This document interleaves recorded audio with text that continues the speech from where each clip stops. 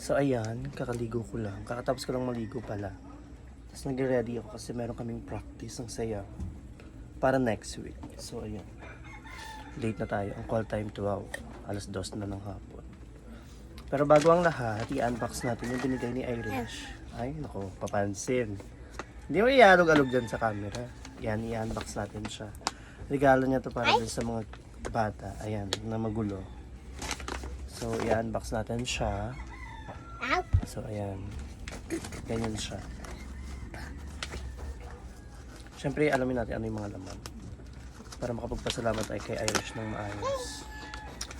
One of my best friend sa office. Huwag naman magulo, Mat. Pansin naman, talaga naman.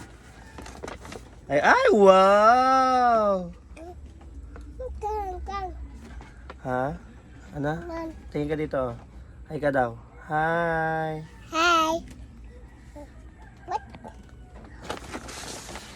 Wow! Sa'yo na lang to? Sa'yo na lang? Sa'yo ba to? Kanina to? Kay Emmat ba to? Oh, Emmat na lang na. Mapansin. So, after ng unbox, may isa pang box. So, ayun siya. Daming box. Daming paper bag. Ang tatakay pen shop. Baka naman, di ba? Nakaloka naman. Tapos merong mga food. Noodles. Yung noodles ba? Yeah, noodles. Parang lip goods naman to. Ayan.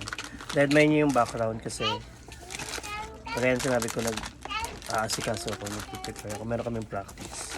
Late nga lang. So, ayan, puro pagkain siya. Tapos, meron din mga laruan. Wow! Ay, sa'yo din to. Sa'yo to? Okay, sa'yo pala yan. So, merong lapis. Wow! Sa'yo mo. Wow! Sa'yo mo muna dali. Wow! Tingin ka dun sa camera. Wow! Sabi mo muna dali. Thank you. Doon. Sabi mo thank you. Mamaya na tanggalin. So puro pagkain na siya. Wala nang iba. Ayan. Papakita natin. Puro siya pagkain. Ayan. So once again, hanggang dito na lang dahil mag-a-ice pa ako. Late na ako sa practice namin. Thank you ulit, Irish. Bye! Ano na? Bomba na.